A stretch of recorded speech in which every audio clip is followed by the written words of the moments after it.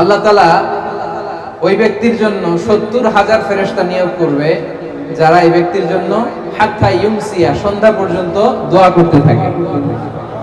ওয়া ইন মাতা ফি যালিকাল ইয়াউম, আর এটা পরে ওই দিন যদি তার মৃত্যু হয়, মাতা শাহীদা, সে শাহাদাতের মৃত্যু নসিব করবে।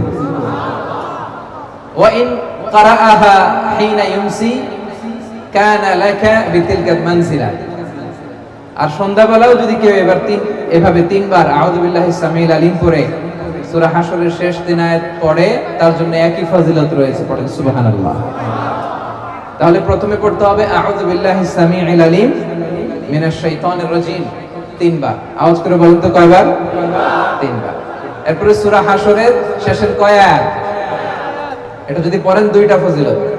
পড়ার সাথে সাথে সন্ধ্যা পর্যন্ত ৭০,০০০ ফেরেশতা আপনার জন্য দোয়া করবে।